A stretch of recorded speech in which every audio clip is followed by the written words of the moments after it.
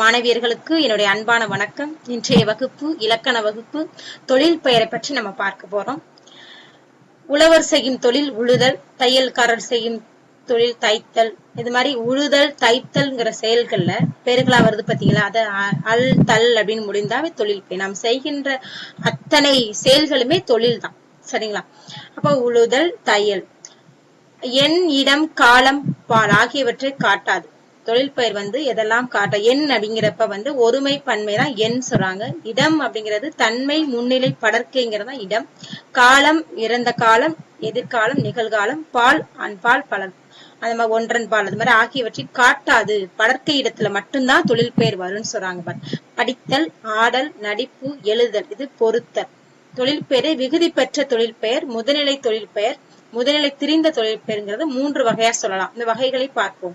விகுதி பெற்ற தொழில் பெயர் எடுத்துக்காட்டு கொடுத்திருக்காங்க பாருங்க. நடத்தல், உண்ணல், இது போன்ற எடுத்துக்காட்டை பாருங்க. நட, உன், வாழ் அப்படிங்கிறது என்னது?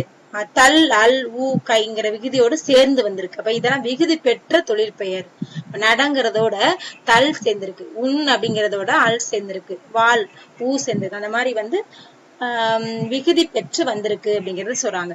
இதுக்கப்புறம் இந்த விகுதிகள்லாம், இந்த என்னென்ன விகுதிகள்லாம் தொழில் பெயர்ல வருங்கிறதுக்கு இங்க கொடுத்துருக்காங்க பாருங்க. தல், அல், அம், ஐ, இது போன்ற அத்தனை விகுதிகளுமே தொழில் பெயர்ல வரும்.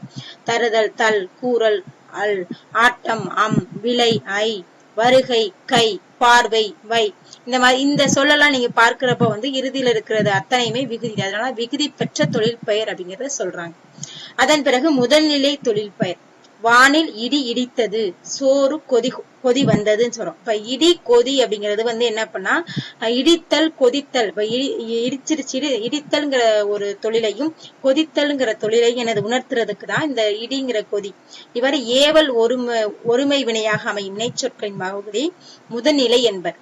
முதல்நிலைனா எவ்வகை மாற்றம் பெறாமல் தொழில் பெயராக அமைவது முதல்நிலை தொழில் பெயர். இடி கொதி அப்படிங்கிறது முதல்நிலை, அது தொழில் பெயர்ல வந்திருக்கு. அது இடி கொதிங்கிறது.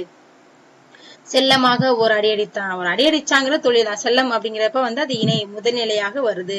அடி கோடிட்ட சொற்கள் விகுதி பெறாமல் தம் பொருளை உணர்த்துகின்றன. அடிங்கிறது அது விகுதி பெறாம வந்திருக்கு. முதல்நிலை திரிந்த தொழில் பெயர். தமிழ் படிக்கும் பேரு பெற்றேன், உணவின் சூடு குறையவில்லை.